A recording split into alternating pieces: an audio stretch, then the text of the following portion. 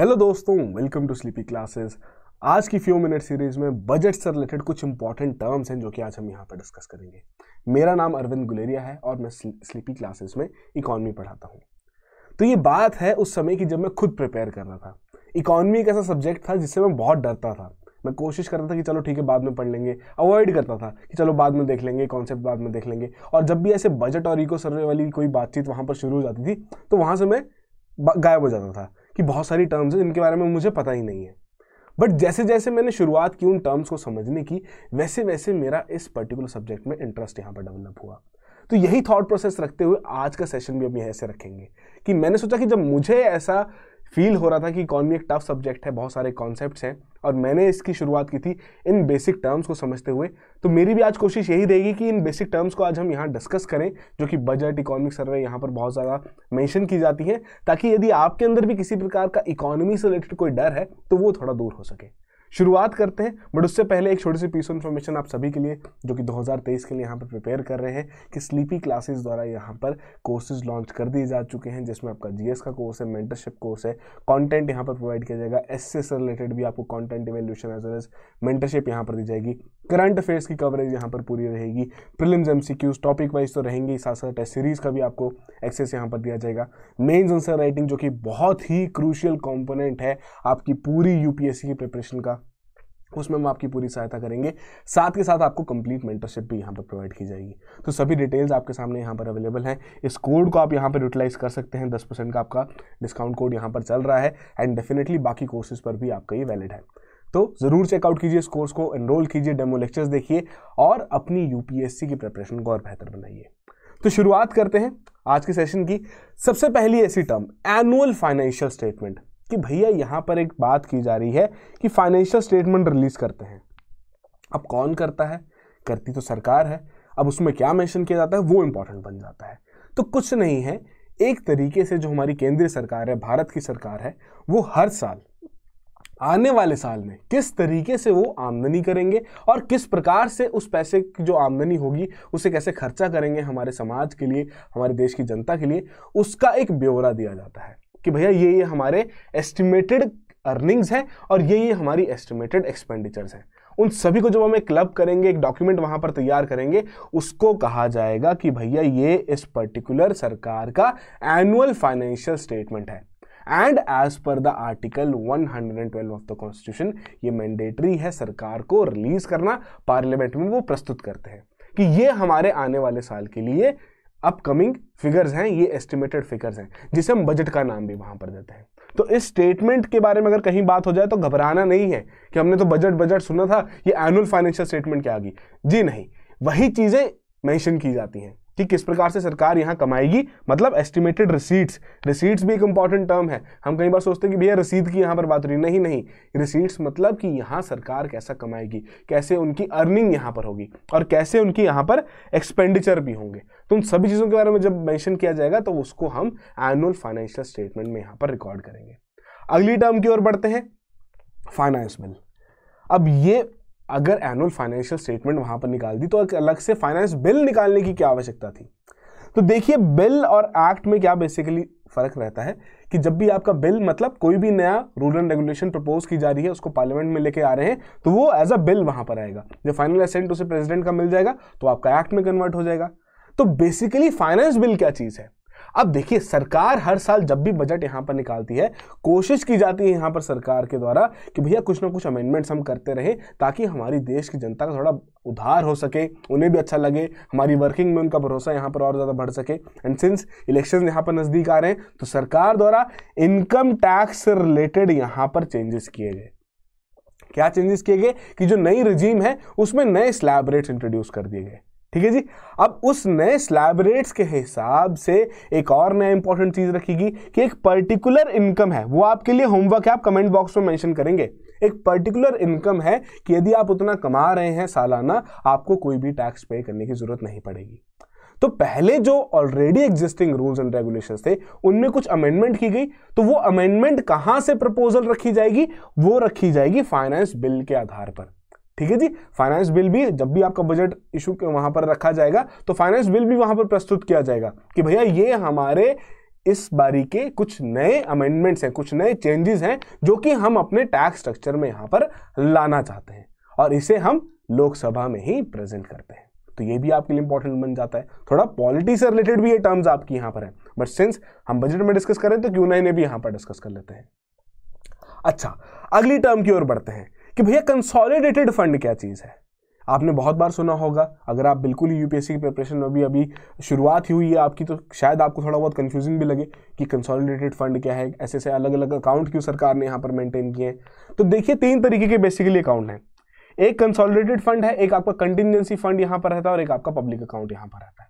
ठीक है, public account है, आप एक तरीके से समझ लीजिए कि सरकार बेसिकली सिर्फ और सिर्फ इसकी कस्टोडियन है, इसे बस मैनेज करके रख रही है। इसमें सरकार नंबर ऑफ इंस्ट्रूमेंट्स के थ्रू जनता से पैसा लेती है इन्वेस्टमेंट के लिए और फिर उसको रिटर्न वहां पर देती रहती है। तो सारी चीजें जितनी भी हैं वो आपकी पब्लिक अकाउंट में मेंटेन की जाती है। इसको आप ज्यादा मत सोचिए। कंसोलिडेटेड फंड और कंटिजेंसी फंड, कंटिजेंसी फंड नाम से ही क्लियर हो रहा है कि भैया अगर कोई आपदा पड़ेगी, कोई किसी प्रकार के एक्सेप्शनल खर्चे आ जाएंगे तो वो आपके कंटिजेंसी फंड से निकाले जाएंगे। तो कंसोलिडेटेड फंड क्या है? तो कंसोलिडेटेड फंड जो हमने एनुअल फाइनेंशियल स्टेटमेंट में देखा, कितना सरकार पैसा कमाएगी और इतना सरकार इस साल पैसा यहां पर खर्च करेगी, तो उसका जो पूरा रिकॉर्ड रहेगा तो भैया वो आपका कंसोलिडेटेड फंड में मैनेज किया जाएगा। और इसे हम 2 कैटेगरीज में यहां पर डिवाइड कर देंगे। एक है आपका रेवेन्यू अकाउंट और दूसरा है कैपिटल अकाउंट। तो ये 2 अकाउंट किस तरीके के हैं कि मान लीजिए आप भी खुद अगर पैसा कुछ कमाते हैं तो कुछ आपके डे टू डे खर्चे रहते हैं, ठीक है जी, कि आप डेली बेसिस पर अपना तो लो राशन लेके आ रहे हैं, या डेली बेसिस पर अगर आपको मेड की पेमेंट वहां पर करनी है, इलेक्ट्रिसिटी बिल्स वहां पर पे करने हैं, तो आपके रेगुलर खर्चे हैं, ये तो होने ही है। तो वो जो खर्चे रहेंगे वो हमारे रेवेन्यू अकाउंट में यहां पर रखे जाएंगे, ठीक है जी। बट आपने अब क्या डिसाइड किया कि भैया चलो यार एक नया घर बनाने की कोशिश करते हैं या एक नई गाड़ी लेते हैं, कोई नया एसेट वहां पर क्रिएट करते हैं, तो इस प्रकार की जितनी भी ट्रांजैक्शंस रहेंगी, जितने भी खर्चे रहेंगे, वो सारे आपके कैपिटल अकाउंट में रिकॉर्ड किए जाएंगे। अगेन दोनों में 2 कैटेगरीज है। कुछ आपकी रेवेन्यू रिसीट्स भी रहेंगी कि आप डे टू डे इनकम भी वहां पर जनरेट कर पा रहे हैं, ठीक है जी, तो वो आपकी रेवेन्यू रिसीट्स में यहां पर चला जाएगा, और वैसे खर्चे आपके रेवेन्यू एक्सपेंडिचर में चल जाएंगे डे टू डे बेसिस वाले। अब फिर बात आती है कैपिटल रिसीट्स क्या चीज है, कि मान लीजिए सरकार ने यहां पर क्या डिसाइड किया कि एक मेजर पीएसयू था, उसमें उन्होंने अपना शेयर बेच दिया, अब वहां से पैसा कमाएंगे, ठीक है जी। एक मेजर एसेट था, उसकी नीलामी यहां पर हुई है, उससे पैसा उन्होंने कमाया है, तो वो आपका कैपिटल रिसीट में यहां पर आ जाएगा। और इंपॉर्टेंट सबसे ज्यादा जो आजकल सबसे ज्यादा हाईलाइट भी हो रहा है, कैपिटल एक्सपेंडिचर, कि ये क्या चीज है कि जो लॉन्ग टर्म खर्चे यहां पर किए जा रहे हैं, एसेट्स की क्रिएशन के ऊपर जो खर्चे किए जा रहे हैं, वो आपके इस पर्टिकुलर कैटेगरी में यहां पर रखे जाएंगे। तो कंसोलिडेटेड फंड बेसिकली क्या चीज है, इंक्लूड करता है रेवेन्यूज जो कि रिसीव्ड है और जो एक्सपेंसेस वहां पर सरकार द्वारा किए जा रहे हैं एक किसी भी फाइनेंशियल ईयर में, एक्सेप्ट एक्सेप्शनल एक्सपेंसेस, जैसे आपकी किसी डिजास्टर मैनेजमेंट से रिलेटेड है, तो आपके जितने भी ऐसे रहेंगे वो कंटिजेंसी फंड में वहां पर इंक्लूड किए जाएंगे। बाकी डे टू डे जो खर्चे वहां पर हो रहे हैं, जो भी यहाँ पर पूरी बही खाता जो मेंटेन किया जा रहा है, वो आपका कंसोलिडेटेड फंड से ही मेंटेन किया जा रहा है, ठीक है जी। तो ये अब आपके लिए इंपॉर्टेंट पॉइंट यहां पर बन जाता है। आगे बढ़ते हैं। अच्छा, ये 2 टर्म्स हैं जिनके बारे में आपने जरूर सुना होगा, कहीं ना कहीं मेंशन की जाती है कि मॉनेटरी पॉलिसी के ऊपर डिसीजन लिए जाएंगे, फिस्कल पॉलिसी क्या चीज है। तो दोनों के जो डिफरेंस है, बहुत ही एक सिंपल सा डिफरेंस आपको यहां पर ध्यान में रखना है। फिस्कल पॉलिसी का क्या मतलब है, जैसे कि हमने एनुअल फाइनेंशियल स्टेटमेंट में क्या देखा कि भैया सरकार यहां पर इस प्रकार से इस साल में इतना पैसा कमाएगी और इतना पैसा खर्च करेगी। अब सरकार कितना पैसा कमाएगी उसको वो बढ़ाने की कोशिश करेंगे, ठीक है जी। उसके लिए नंबर ऑफ स्टेप्स वहां पर लेंगे ताकि अपना रेवेन्यू वहां पर बढ़ा सके, अपनी वहां पर रिसीट्स ज्यादा जनरेट कर सके। तो जितने भी स्टेप्स वहां पर लिए जाएंगे, जो भी डिसीजंस वहां पर लिए जाएंगे, वो हमारे फिस्कल पॉलिसी के आधार पर वहां पर लिए जाएंगे, ठीक है जी। फिर बात आती है कि भैया तो फिर मॉनेटरी पॉलिसी क्या है। तो मॉनेटरी पॉलिसी क्या है कि जो यहां पर हमारा सेंट्रल बैंक है, अर्थात जो आरबीआई है, आपने पिछले 2022 में एक बड़ी ही खास टर्म सुनी होगी, रेपो रेट। माफी चाहूंगा कि सरकार ने आरबीआई ने यहां पर रेपो रेट बढ़ा दिया, आरबीआई ने दोबारा से फिर से रेपो रेट बढ़ा दिया। तो बेसिकली यहां सरकार द्वारा कोशिश की जाती है कि आरबीआई के साथ थोड़ा जुगलबंदी करते हुए कुछ डिसीजंस लिए जा सके। बट जब बिल्कुल ही सेंट्रल बैंक यहां पर डिसीजंस लेता है ताकि बढ़ती हुई इन्फ्लेशन को कंट्रोल किया जा सके, प्राइस स्टेबिलिटी इंश्योर की जा सके, मैक्सिमम एम्प्लॉयमेंट यहाँ पर इंश्योर किया जा सके, कितना कैश फ्लो यहाँ पर इकोनॉमी में रहेगा, करेंसी कितनी सर्कुलेशन में रहेगी, ये जितने भी डिसीजन जब लिए जाएंगे, इन सभी डिसीजन को हम कहेंगे कि भैया ये मॉनेटरी पॉलिसी के आधार पर डिसीजन लिए जा रहे हैं।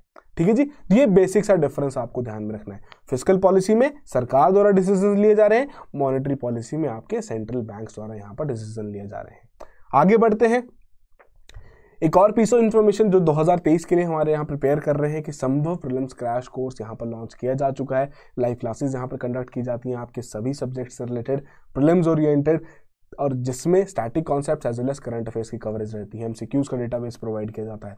ठीक है जी, तो लाइव क्लासेस हैं जो हो चुकी हैं, उनकी आपको रिकॉर्डिंग सेशंस यहाँ पर मिल जाएंगे। अदर देन दैट, अगर आप चाहते हैं कि नहीं भैया मुझे एक ही सब्जेक्ट में ऐसे डाउट्स हैं और उसी का ही मुझे क्रैश कोर्स चाहिए, तो वो भी ऑप्शन यहाँ पर अवेलेबल है कि इंडिविजुअल लेवल पर भी हर एक कोर्स को आप वहां पर एनरोल कर सकते हैं। अगर आपकी इकोनॉमी में डाउट्स हैं, आपको लगता है इकोनॉमी आपकी वीक है, ज्योग्राफी वीक है, पॉलिटी वीक है, तो आप इंडिविजुअल कोर्सेज भी वहां पर परचेज कर सकते हैं। तो डेफिनेटली इन कोर्सेज को जाकर चेकआउट कीजिए। और यदि आपने 2023 की प्रिपरेशन में आपको लगता है कि अभी भी बहुत ज़्यादा कमी रहेगी, तो मैं बिल्कुल एडवाइस करूंगा इन कोर्सेज में एनरोल करके आपकी प्रिपरेशन बहुत बेहतर हो जाएगी। ठीक है जी, आगे बढ़ते हैं, अगली टर्म के बारे में बात करते हैं, वही कैपिटल एक्सपेंडिचर। जैसे मैं कह ही रहा था कि भैया किसी प्रकार की स्पेंडिंग जब वहां पर की जाएगी जिसके आधार पर नया एसेट वहां पर क्रिएट किया जा रहा है किसी भी गिवन पीरियड में, उसे हम कहेंगे कैपिटल एक्सपेंडिचर यहां पर किया गया है। तो रिसेंटली सरकार द्वारा क्या डिसीजन लिया गया है, 2023-24 का यहां पर बजट सामने रखा गया है। तो उन्होंने कहा कि जो 2022-23 में जितना हमने खर्चा किया था कैपिटल एक्सपेंडिचर के ऊपर, 30+% से उसे और बढ़ा दिया जाएगा। ठीक है जी, उस पर हम और ज्यादा यहां पर खर्चा करेंगे, और ज्यादा एसेट्स की यहां पर क्रिएशन करेंगे, और इंफ्रास्ट्रक्चर के ऊपर यहां पर काम किया जाएगा, रिसर्च एंड डेवलपमेंट के ऊपर और ज्यादा काम किया जाएगा। ठीक है जी, तो ये ऑब्जेक्टिव यहां पर सरकार ने रखा है। तो कैपिटल एक्सपेंडिचर क्या है कि जो लॉन्ग टर्म खर्चे यहां पर किए जा रहे हैं, एसेट्स की क्रिएशन के ऊपर जो खर्चे यहां पर किए जा रहे हैं, वो हम कैपिटल एक्सपेंडिचर में यहां पर कहेंगे। अच्छा, फिर एक और बात आती है कि भैया ये डायरेक्ट क्या है, इनडायरेक्ट क्या है। अगर टैक्सेस वहां पर कलेक्ट किए जा रहे हैं तो एक ही तरीके का टैक्स होना चाहिए ना जो कि डायरेक्टली पेमेंट हो रही है? नहीं, दो तरीके के यहां पर हम समझते हैं। एक रहता है डायरेक्ट टैक्स, दूसरा रहता है इनडायरेक्ट टैक्स। सिंपल शब्दों में अगर समझने की बात करें तो डायरेक्ट टैक्स किस तरीके का है, जो कि डायरेक्टली आपकी सैलरी या प्रॉफिट के ऊपर वहां पर चार्ज किया जा रहा है।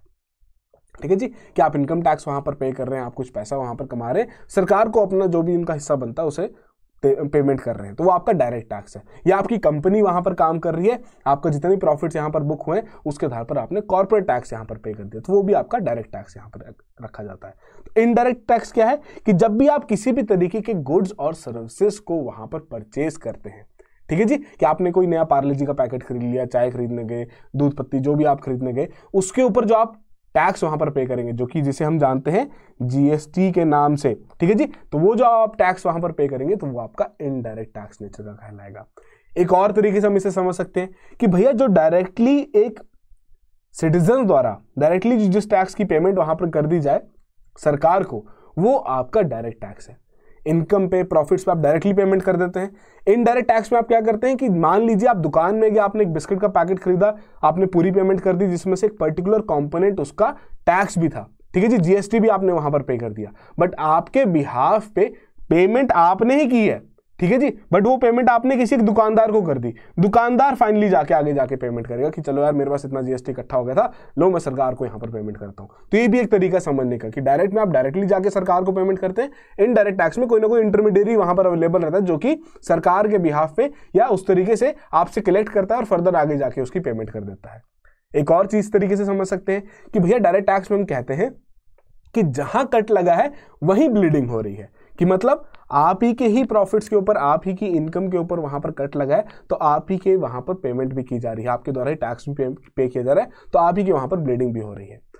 वहीं बात करें इनडायरेक्ट टैक्स में कि कट कहीं और लगा है, ब्लीडिंग कहीं और हो रही है। मतलब कि कट एक तरीके से दुकानदार ने यहां पर टैक्स पे किया, ठीक है जी, बट लिया किससे? लिया उसने आपसे, मतलब ब्लीडिंग आपके वहां हो रही है। तो ये भी एक तरीका समझने का कि डायरेक्ट टैक्सेस क्या है और इनडायरेक्ट टैक्सेस क्या है, ठीक है जी। तो आई होप ये चीज आपकी यहां पर क्लियर होगी हो।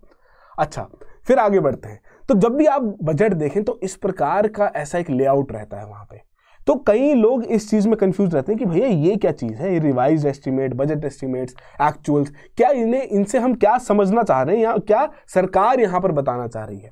तो भैया सिंपल सी बात समझने की कोशिश कीजिए, रिवाइज्ड एस्टिमेट्स क्या रहते हैं कि मान लीजिए अब 2022-2023 में सरकार ने कुछ बजट एस्टिमेट्स रखे थे कि भैया इतना हमारा इस पर्टिकुलर साल में खर्चा होगा, तो या इतना हमारा इस पर्टिकुलर साल में आमदनी होगी, या जो भी वहां पर उनका फाइनेंशियल स्टेटमेंट के हिसाब से बात रखी गई थी। ठीक है जी, तो ये जब उन्होंने बात रखी उसके आधार पर अब डायरेक्टली एकदम से तो कैलकुलेशन हो नहीं जाएगी कि कितना सरकार ने कमा लिया, कितना सरकार के पास आ गया, क्योंकि इतना सारा डेटा सेट रिकॉर्ड भी तो करना है, कॉम्युलेट भी करना है। तो बेसिकली मिड ईयर एस्टिमेट्स यहां पर निकाले जाते हैं 6 महीनों के बेसिस पर।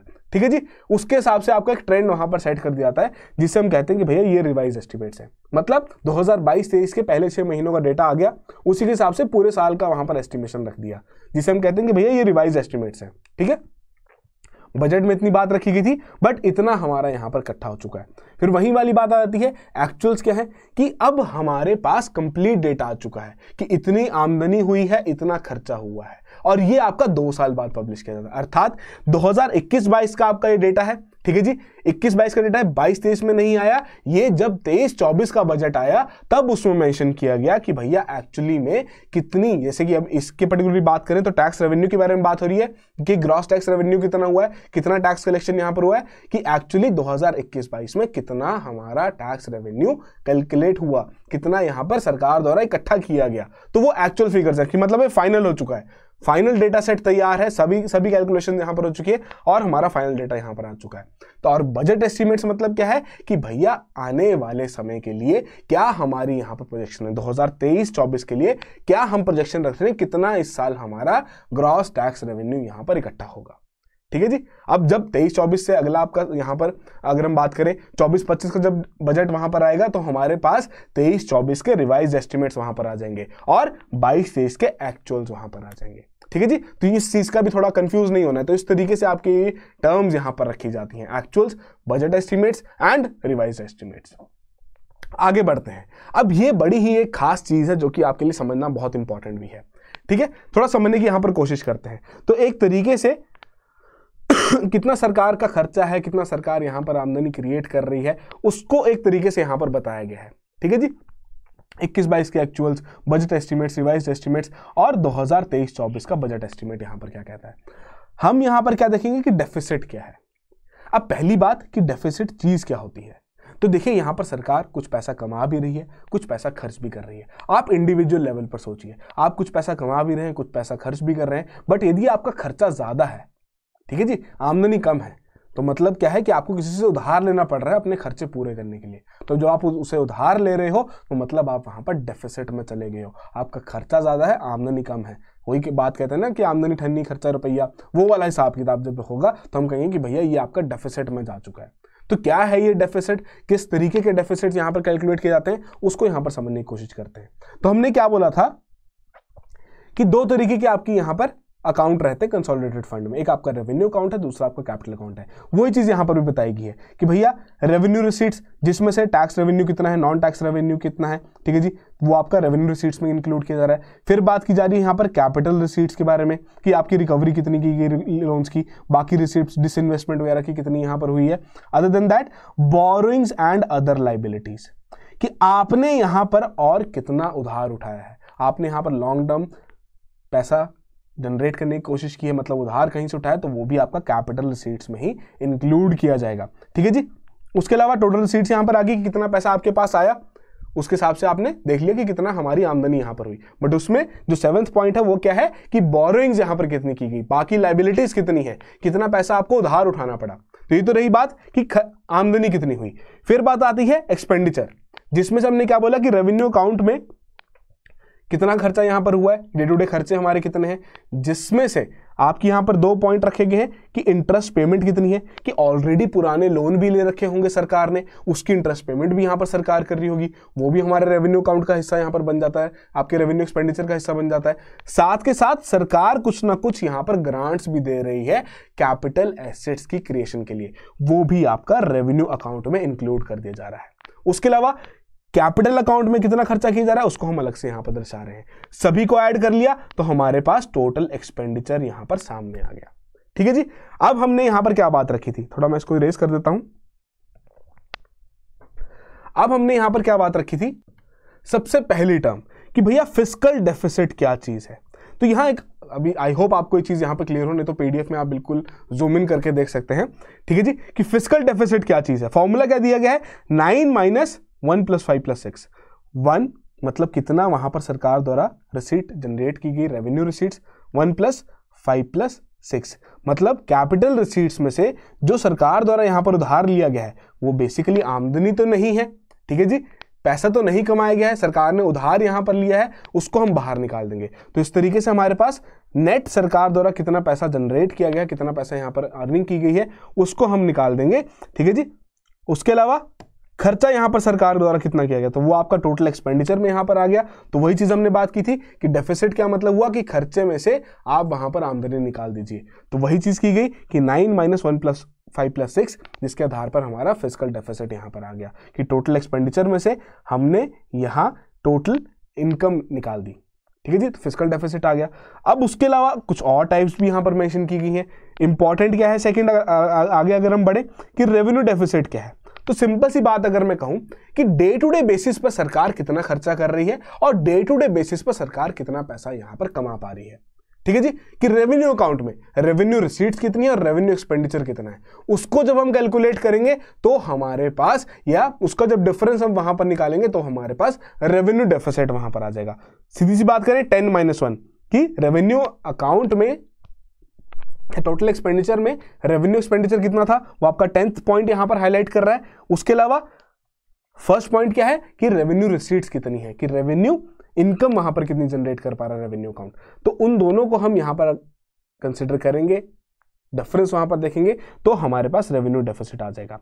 अब यहां पर मेजर चीज ध्यान में रखने वाली क्या बात है कि किसी भी सरकार के लिए जो रेवेन्यू डेफिसिट है वो जीरो होना चाहिए, कि उनकी जो डे टू डे अर्निंग है और जो डे टू डे उनके खर्चे वहां पर हो रहे हैं वो बिल्कुल बैलेंस आउट होने चाहिए, बल्कि डे टू डे जो अर्निंग है वो थोड़ी ज्यादा ही होनी चाहिए। मतलब रेवेन्यू सरप्लस होना किसी भी सरकार के लिए बहुत ज्यादा इंपॉर्टेंट है, ठीक है जी। तो उसी पे कोशिश यहां पर की जाती है कि सरकार अपना रेवेन्यू डेफिसिट मेंटेन करके रख सके, और 2023-24 के लिए 2.9% ऑफ द जीडीपी की यहां पर बात रखी गई है कि हम इसे इतना मेंटेन करके यहां पर रखेंगे, ठीक है जी। आगे बढ़ते हैं, एक और यहां पर बात आती है कि भैया फिर इफेक्टिव रेवेन्यू डेफिसिट क्या चीज है, ये कौन सी नई टर्म आ गई।